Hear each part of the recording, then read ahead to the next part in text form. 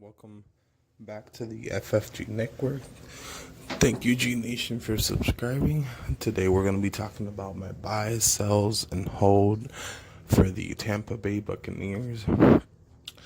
Before we get into that, I did make a new Twitter for my for the FFG Network. I'll link it down below. It's called the Fantasy Football God, and then at the FFG Network. And if you haven't subscribed, please subscribe. All right, so my first buy for this team is going to be Mike Evans. The reason Mike Evans is a buy for me is because he has produced constantly for every year that he's been in the league, including his rookie year. And he's pretty cheap considering he's a wide receiver 1. And he's been producing every year since he got into the league. Another buy for this team is going to be Jameis Winston. If you're in a super flex league, Jameis Winston's price is really low. I understand the reason why. Yes, a lot of people thought what was going on last year could end his career, or he could end up as a backup somewhere. I think with Bruce Arians coming in, he will get him back together. I think you can get him at a decent enough discount that if you need a quarterback in super flex leagues, he's worth buying. A sell for me in this offense will be Chris Godwin. The reason Chris Godwin is a sell for me is because he's already being bought and sold. Like, he broke out and produced. He's also being sold and bought. Like, he could be the wide receiver 1 in this offense. And last time I checked, Mike Evans was still part of this offense for the foreseeable future.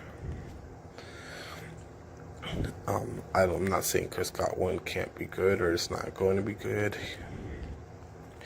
He just is already being sold and bought. Like, he broke out. So I think if you could sell Chris Godwin high, like he already broke out, and you need other pieces, just go ahead and sell him. And another buy for me in this offense is Justin Watson. Justin Watson could actually have a good season this year. He has an incredible profile and an incredible tape. And Justin Watson is I would say he's a buy if you have deeper rosters. You can, in Dynasty startups, you can easily get him very late in drafts and redrafts. You can get him. I just picked him up from the waivers. So if you have short benches, I wouldn't even pick him up. I'll just wait to see if something happens. But if you have deep rosters, I would try to get him on my stash it on there. Someone that's another buy in this offense would be Ronald Jones, if you can get him discounted. So if you can get him pretty cheap, I would buy him. If not, then I wouldn't touch him.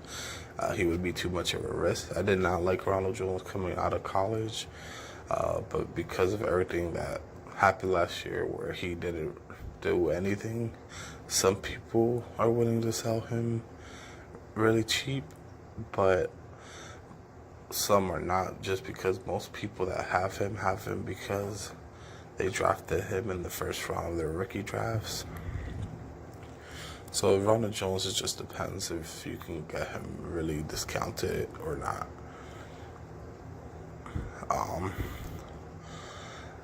OJ Howard, I would say, is a hold. because there's so much going on with that offense. Um, Looking back at Bruce Arians' offenses, he hasn't really been known to use his tight ends, but he also hasn't really had a tight end. So it's kind of hard to say. But OJ Howard himself is an incredible talent. He also hasn't been injured a lot.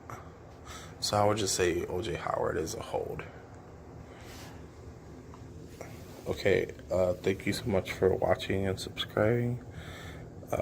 Again, I'll link down everything at the bottom.